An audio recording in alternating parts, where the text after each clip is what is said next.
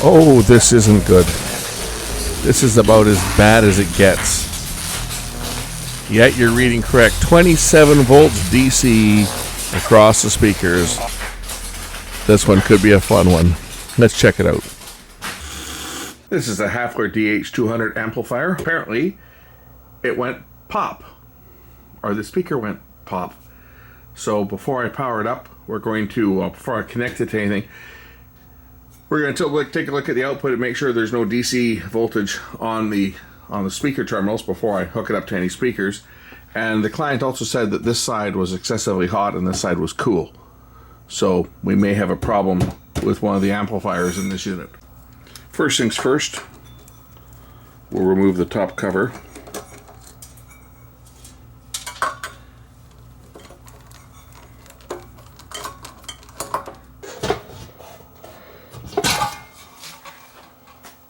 We'll check the speaker fuses on here first.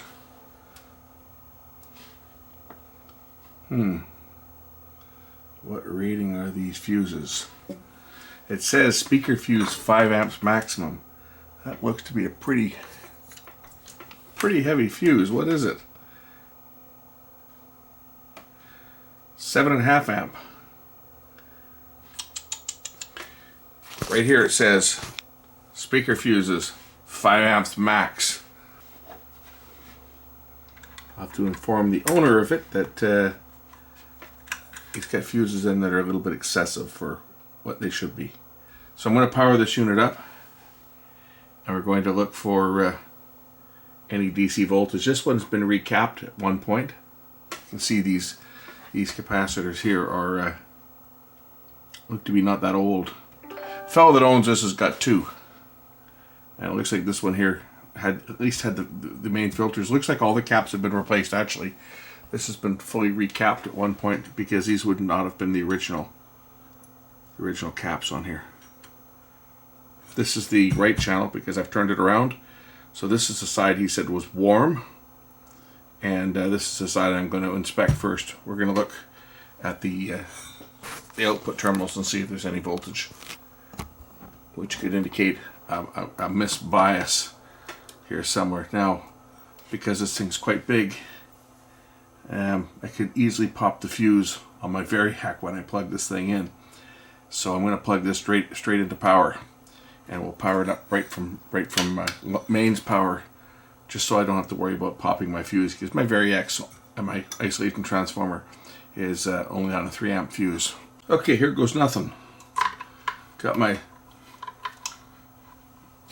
meter on the outputs, and we have a high voltage, about 24 volts, 26 volts on the speaker terminal on this side, which is bad, very bad. So the other channel is good, 0.028, but on this side, as you can see, 27 volts that's bad. What that means is that either a resistor has gone open, which is biasing one of the channels of transistor on full, or we have a shorted transistor that's causing it. So I doubt it's a shorted transistor, because if it was a shorted transistor, we would see the full rail voltage. The full rail voltage being, I think 60 volts or so. Yeah, 60 volts. So we're seeing only about half of that. So I think it's more than likely. Oh, see, now it's coming down. I think either we've got a bad solder connection on here, or we've got a resistor that's gone open. But something on this side here is got a problem. So we have to look at this amplifier, and I have to dig up a schematic for it too. I think I have one kicking around from the last time I worked on these amps. I worked on both of his amps. I don't think that was this one I worked on, because I remember changing a network of resistors on one of the other ones that the resistors had gone open, and this one here looks like both sides have been updated with 3 resistors in series. So I think this one's been updated. The other one, I replaced one resistor with a couple resistors in series, and it was the one with the non-replaced caps. Make sure that everything's discharged here now, and we're down at 2 volts, so we're safe.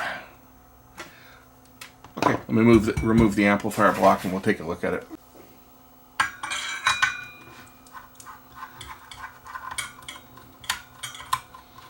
The one major problem with these amps, most of these were kits. These Hafler amplifiers, they were sold as kits back in the day. Kind of like Heathkit. Hafler started out with tube equipment that were sold as kits called Diagnose, same company, it was David Hafler. And then when he brought out his solid state kits, he put his name on it. Brought them out under the Hafler name instead of the Dynaco name. But one of the, and it's a good amplifier design, but one of the problems with this design was there's no protection. And that is a problem, because all it takes is for, you know, an output to short or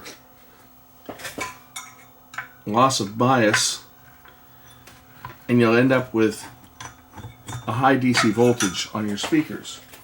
And you know, 24, 27 volts DC going across your voice coil on your speakers is not good for your speakers. Your speakers are not going to have a good day. So that is one of the inherent problems of this. This is made in Mexico. The heatsink is. Anyway, that's one of the inherent designs problems on these amplifiers, is that they are, say, prone to cooking your speakers if something catastrophic has happened. And all it takes is like one solder connection break, and you lose your bias, and then you're going to drive.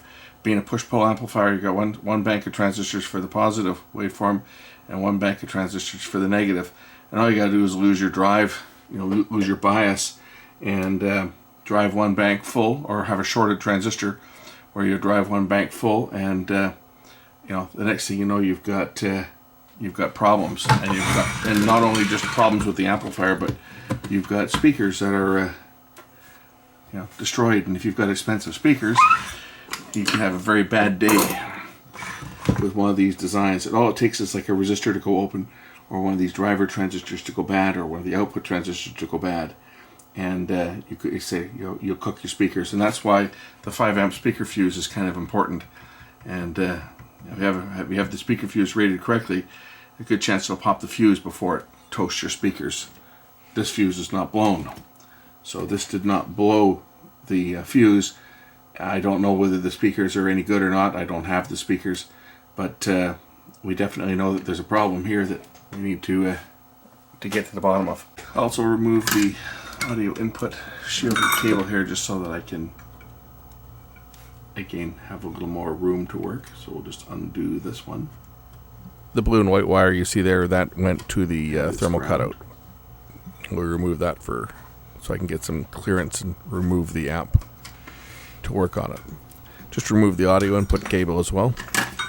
Okay, now I can kind of swing the board out of the way here, sort of, so that I can at least disconnect. I want to remove the board from the heatsink, because I want to inspect connections on different components here, looking for cold solder or broken connections. The way that this unit behaved when I turned it on, I initially had all that voltage, and then it started to go down.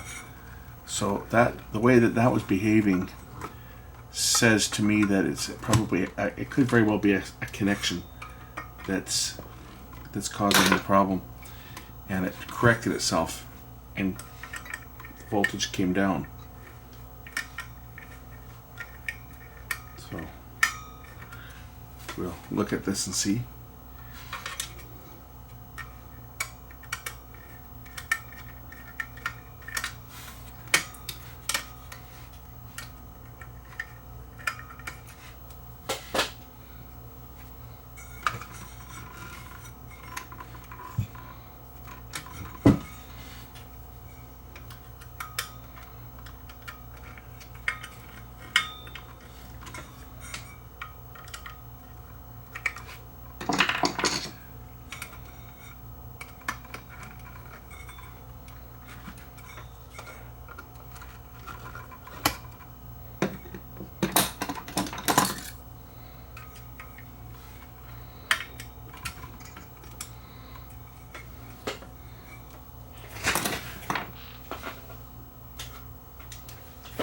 They are slot screws, it's just that they're smaller.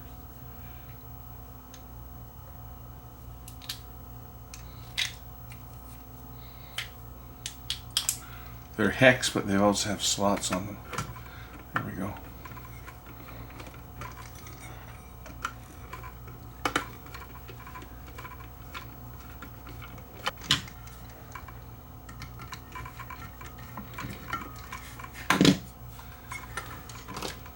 So what I've spotted so far is, look at this. Okay, this nut is not tight, and this is grounded. This capacitor is grounded through it, so that is not tight. I haven't loosened this off, so that's not my doing. There's a screw in the middle of the heatsink here, which tightens up that nut, and it's actually quite loose. So, is that the problem? That could very well have been the problem right there. This one's down here. Well, this one's also loose, but not as loose as the other one. Actually, that one's actually fairly tight. But this one here, as you saw on this side, that was loose. So that may have been the root cause of the fault, but I'm going to just go over everything on here, inspect this board really closely before I power it up, and I have to reattach the heatsink because this is grounded to the chassis before I power it up. But I want to go over and just inspect all of these connections closely to look for any that may be cracked or not providing a good connection. We'll check these resistors out too, make sure that none of these resistors are open, and make sure that the connections here are good on this terminal block. Gee, I'm already honing in. And this is the bias circuit. See if there's any that are leaky or and I'm looking shorted. at it wondering, does it look bad or not? And you know, to the eye it doesn't really look bad. In fact, to the eye, most of those connections look good. Some of the ones down where the wires go in look a bit rough, but the rest of the board doesn't look too bad. And then I discovered, when I was doing a bit of reading up on the units that were sold as a kit, this one apparently was factory assembled, but even the kits weren't really full kits. The circuit boards themselves were pre-assembled. The kit builder just assembled the cabinet and hooked up the wires.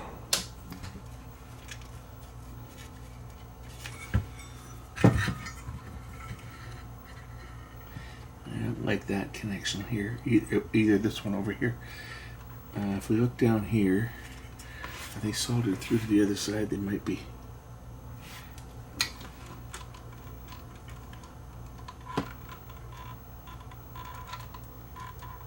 I'm just not thrilled with the connection here. It's this big blob of solder right down here, and I'm not happy with that. It just doesn't look good.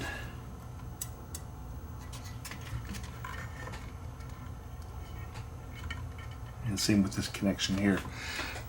You see where I'm looking at, right? I'm looking at these ones right down in here. That one and that one and that one. And these wires here, you can see some insulation. And you can see some bare wire there. I think they're probably soldered through on the other side, but it just doesn't look good. I'm going to redo those connections to start.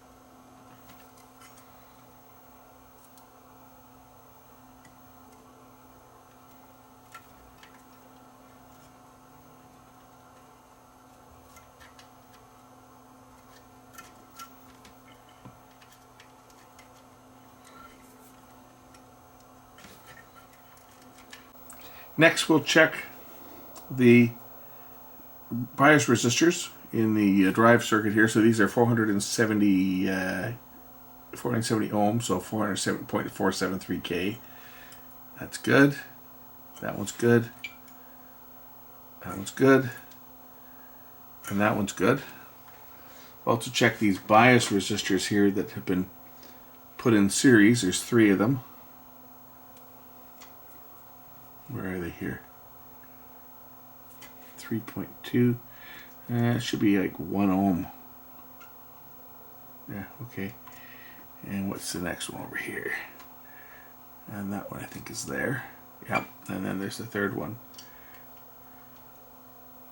So that's looking okay because there's 0.9 ohms on my probe, right? My leads are 0.7 ohms. So if I'm measuring a 1 ohm resistor and I'm seeing it measure at 1 point, where was I here? Where am I plugged? Where am I? Is it that one? Yeah. So it's a 1 ohm resistor. If I'm seeing 1.8, keep in mind, that 0.8 is or 0.7 is my probe. So it's going to measure that. That's normal. Maybe seat these a little better. I might get a little lower reading. But there's always the internal resistance of the probe. That's why when you're using the ESR meter, for example, we zero it out. So if I measure those resistors with the low ohms and ESR, because this will measure low ohms as well, we zero out the probes. So then when I measure a 1 ohm resistor, for example, it will measure 1 ohm. 0.94, right? And this other 1 ohm resistor here is, where are we here? 0.9. So, anyway, we're right. We're okay.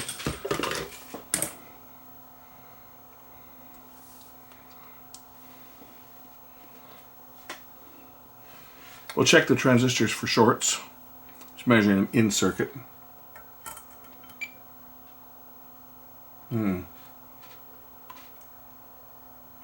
I think these are MOSFETs, but geez, that looks like that's shorted. We may have shorted transistors on here. Okay, I'll have to pull these transistors to measure them, I guess. So I'm going to remount the board, and then we'll pull the transistors and we'll just measure them. We may have blown MOSFETs. I hope not, because I think these ones are going to be probably fairly difficult to source.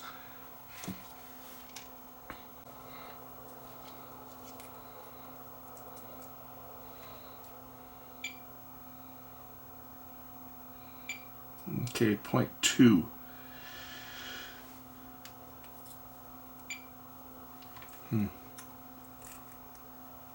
This is a 571134 transistor. We'll check the other one.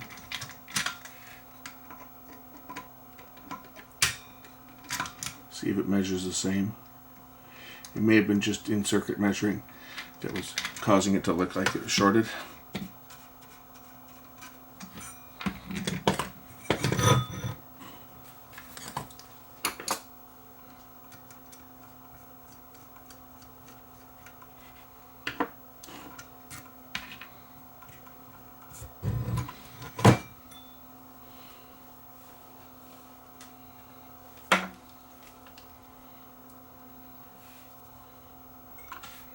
They didn't put much heat sink compound on this, did they? Look at that. It's like virtually none.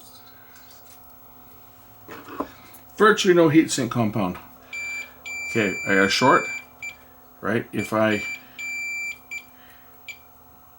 touch the gate out of the drain, now I'm just measuring voltage drop. If I turn the transistor on, and if I turn it off, so that one's behaving normal.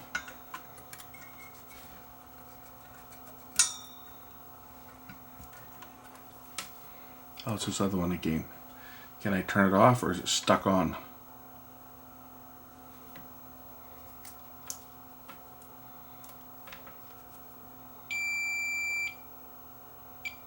Oh yeah, okay, it's off. So it's not shorted. Excellent.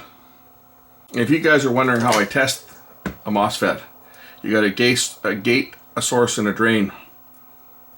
And whoops, when you turn on the transistor, it will stay turned on until it's turned off.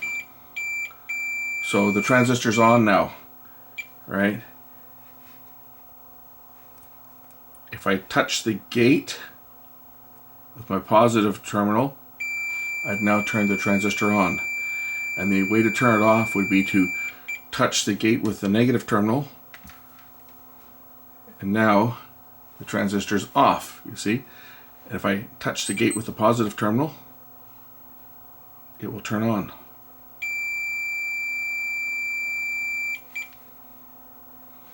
And now it's turned off again. Which, unlike a bipolar junction transistor, you just measure the two junctions. MOSFETs are neat. Get some heatsink compound on here.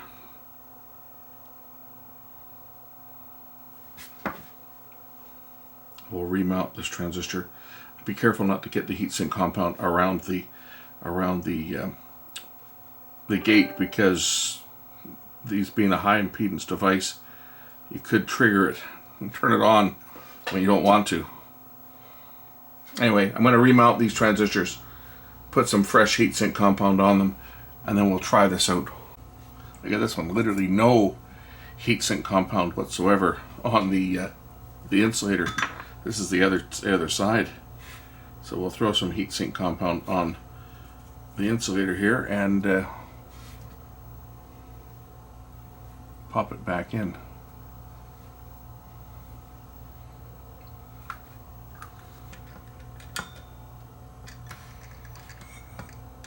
But I think you have to check when you're working on any of these old amplifiers like this is these sockets have plastic insulators that sit in through the chassis to isolate the screws and the case from ground. And when they get old, they can get brittle and crack and crumble. And then you can have a short. So be sure you always check the cases of the transistors just to make sure that nothing has shorted. That was me touching the heatsink when that made that beep. Make sure that you touch the cases and make sure that there's no shorts. Otherwise, you can have a bad day. There's lots of things on these old beasts that can cause you to have a bad day.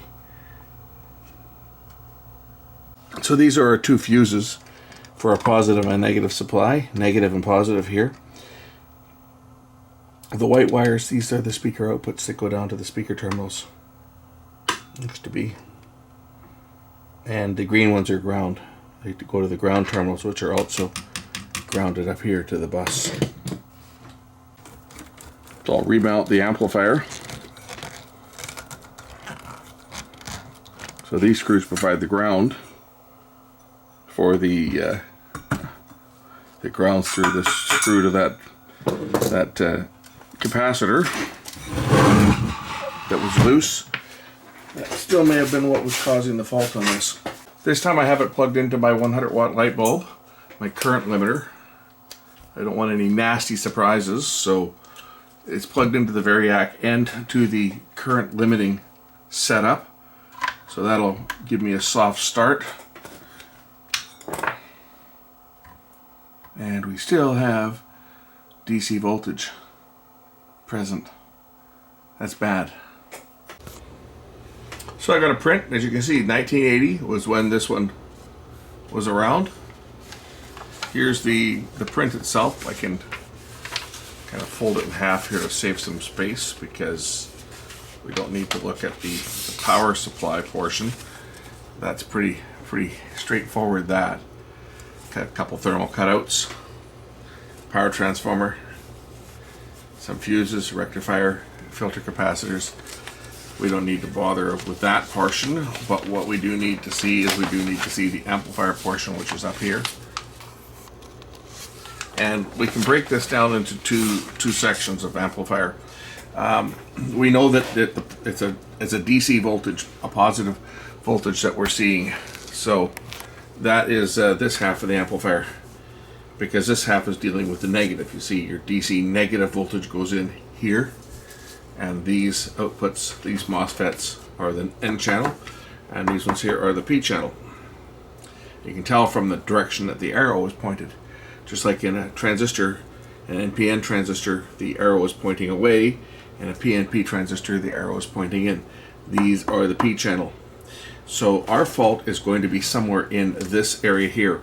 I'm going to say somewhere in this area here is where the fault is going to be, because these transistors are being driven positive. Now, it doesn't necessarily mean that the circuit is going to be a fault here. It could still be a fault on this side, because if we have a resistor that's going open that balances this out, then that we would end up with a positive going side to it. So it could be anything on here. I got to think it's going to be a resistor that's probably gone open. I don't think it's a transistor that's shorted. It could be, but I got to think it's probably a resistor that's gone open. So we're going to start checking some of these resistors out. Unfortunately, the schematic doesn't tell me what the values are. I'd have to look at the assembly manual for that, but we can read the color codes off the resistors and just start going through and start checking them. So I'm just checking a couple of resistors here. A couple that could certainly cause this problem is R22, this one. R35 could also throw off the balance of the circuit. So we're going to check these ones. And I'll probably have to disconnect one side of it just to get a good reading. So I'm just going to do that now. See whether one of these ones is acting up. These are these. What's this one here? That one. And the other one's down over here. So I've got power to the unit now. I'm just measuring some voltages. And on the gate, this is the positive side. If we look at the meter, we'll see that we have positive 48 volts. And this one's the negative 48 volts. Yet we have an output of 17 volts on our drain. If we look at the base, we'll find that, the gate. The gate for our positive channel, we have 0.72. Gate for our negative channel, we have 0.70. It could be. It could be one of these transistors is leaking. On the N channel, I would expect to see a negative voltage. At 0.7, I'm expecting to see like minus 0.7 on the N channel. That way, the negative transistor is into conduction to balance out for the idle current on the positive side. That's how the AB works, is the transistors are slightly biased on, and one cancels the other out, so they don't go into cutoff. I wonder if it's just the balance is out. There's an adjustment on here.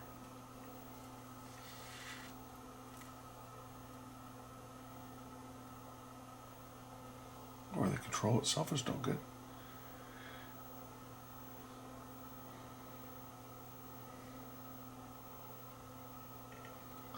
You know what?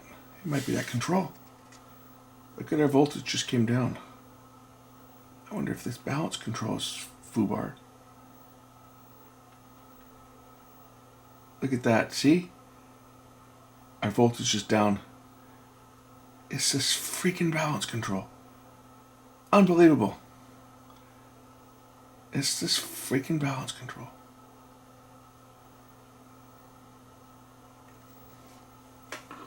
Interesting.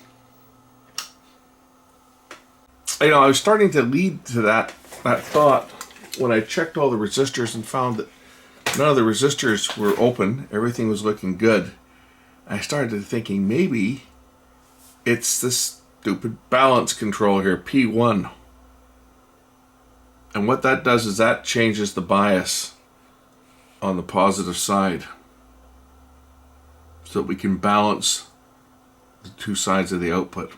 It actually feeds the voltage from the positive side to the negative side so that the negative will balance with the positive is what it does. Power on.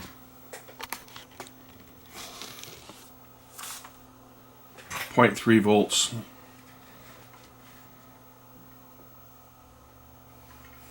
That control went bad, you see? I think that control has got a problem.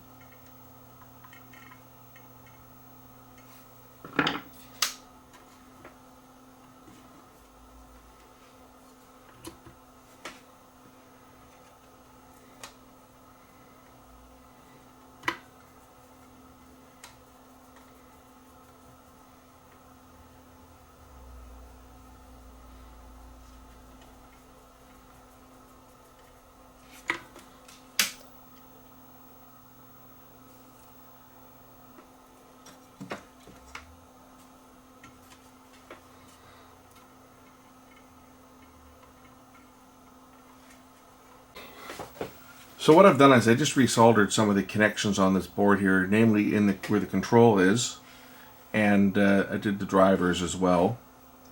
And if I look at the output now, I have 0.07 volts. But more importantly, if I look at the bias, I got 1 volt bias on one side, and I got minus 0.8 on the other. So I'm just going to try adjusting this bias control here, this balance control. See if we can get our balance about the same.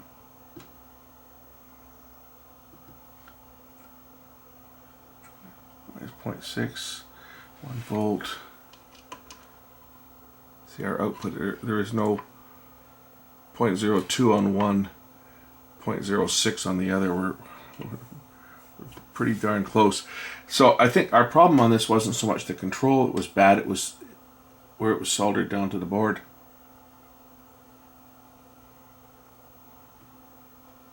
See, bring the voltage up, bring it down a bit.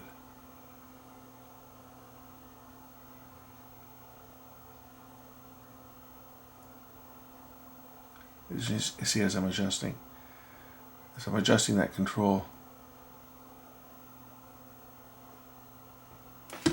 0.07. They're pretty darn low. Now if I look at my balance, minus 0.4, 0.7 on the other side.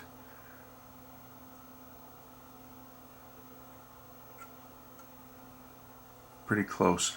I don't have the ground on this either.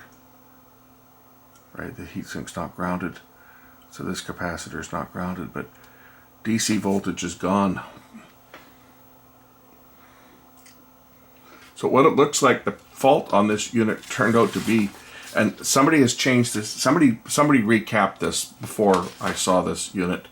The guy that owns this unit, he's got 2 of these DH200s, and I worked on one of them. This was the one we used as our reference before when I didn't have my hands on a manual, and this is one that had been upgraded. It's had the filter capacitors replaced on it. In fact, it's had all the caps replaced on it. It's had these controls replaced on it, and it looks to me like what the fault on this turned out to be was the soldering right down in this area here of the board. This has got power, so I'm not going to obviously touch it because we're under power. I've got it going through my current limiter so I can see the light bulb. It's just barely glowing, so we're not drawing any current. But the most important thing, of course, is that we don't have a high DC voltage. It's got 0.07 volts, which is considered to be pretty normal, especially on an amplifier of this vintage. Once the 8 ohm speaker load is on there won't be any voltage whatsoever.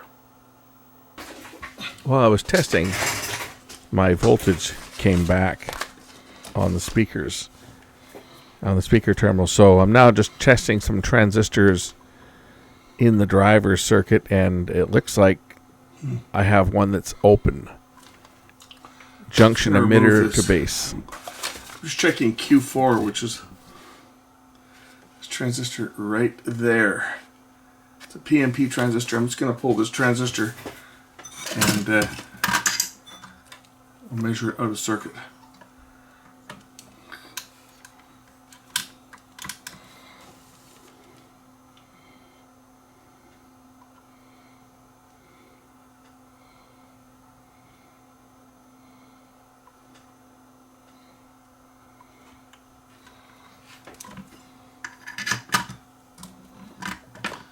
Okay, this is a PNP transistor.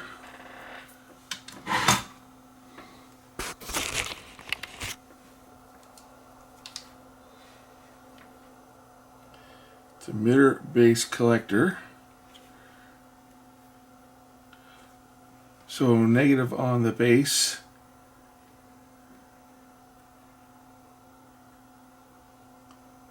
Okay, that's wrong. It should be like 0.6. Okay, there's my 0.6 volt drop. Base to collector, base to emitter. We're open. We're open. Okay, let me find a new transistor. That would explain why it was intermittent. It would work and then it wouldn't work. And as I say, when I was testing the unit, my bias went all screwy. So I went back and we looked at I looked at it again, and lo and behold, Q4. That one right there. I'm gonna see what this is, and it's a PNP transistor, so it's probably just a fairly generic one. What do we have here? It's a 2N number. What do we got? Let's see if I can find one that's equivalent to this. It's a 2N5401. Pretty common transistor. Let's see if I can find one. Okay, I've got a 2N3906, which should be probably good enough. PNP, okay, emitter to base, 0.7 volts, collector to base, 0.7. And here's the old other one again, just to show you guys one last time. It is emitter to base is open.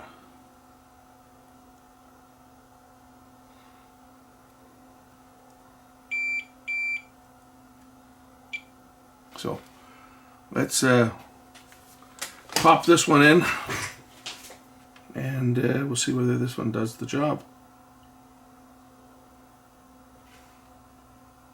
My basing is the same.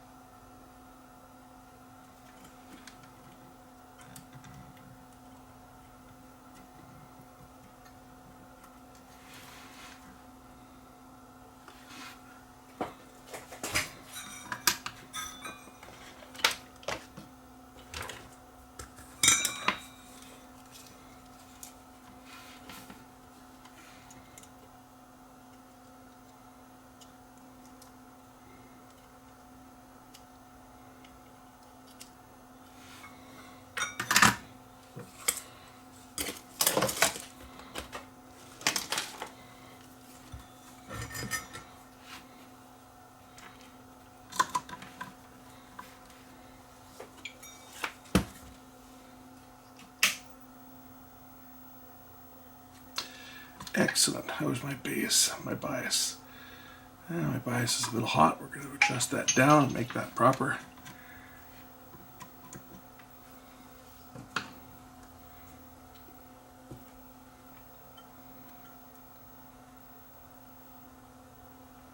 Put 0.8 volts. That's a little better.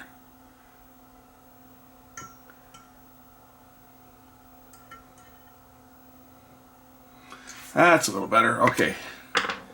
Now I'm confident that this thing's going to work and going to stay working without getting hot. What was happening was when I was testing it, I noticed that it was starting to heat up. I ran the unit for a couple of hours, and as I was monitoring it, this side started to get warm again, so I went back in to look to see whether there was something else, and sure enough, this bloody transistor is going open. So now let's put this thing back together, and we'll test it out again. Okay, unit's back together. or not back together, the amp's back in place. Just gonna test run it here for a while, like before. Make sure that everything's good. Everything so far is running cool. We'll monitor it for a few hours, make sure nothing heats up, but now that I found a transistor that was obviously partially open, that would certainly explain the problem that we're having. If we look at the circuit that this transistor is in, so Q4 here, if you look at in the schematic, it's connected to the positive rail, the DC positive rail, and through R14 provides a bias voltage for, or the supply voltage for Q5 and Q6.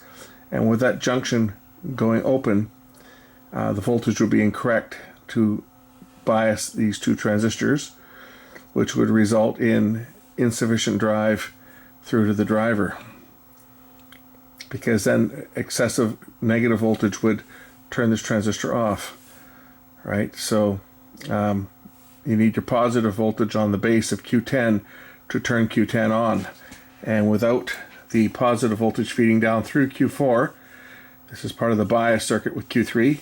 Q3 is your bias for the auto bias for the positive side. Q4 is the bias for the negative side. So Q3 picks up a negative voltage from the negative rail to provide a drive for the transistors, and the Q4 provides a drive for, or I should say, for the PNP transistors over here, and this one provides the positive bias for the base of Q10. So that transistor being open, and it was changing in voltage. That's the thing, is it was changing, and more than likely what happened is when I reheated the board and I resoldered some of the connections, especially in the area of this balance control, it started working for a few minutes and then it stopped. Anyway, we were able to take the transistor out and measure it. I was measuring it in circuit, and in circuit I got kind of an odd reading. So I thought that's like a little bit high, and then when I pulled it out of the circuit, then it was like measuring, what was it, 1.3 or 1.2. So pretty obvious that the emitter base junction was open. And as you know, transistors, bipolar transistors, or BJT, bipolar junction transistors, you measure them like two diodes. So emitter to base will provide conductivity in one direction with about a 0.7 volt drop, and the same with emitter, or a collector to base will give you current in one direction but not the other, and you should see nothing between the emitter and the collector. It should be open. And in this case I had the one junction between the collector and the base was good, but the junction between the emitter and the base was reading high. It had gone open. Not totally open, but it was open enough that it was affecting the gain of that transistor. And to say, it was, when it was under load, it would have been changing, and that's why the voltage was kind of going haywire. Anyway, amp is under test. We're going to run it here for a while, make sure everything's good. Thanks for watching.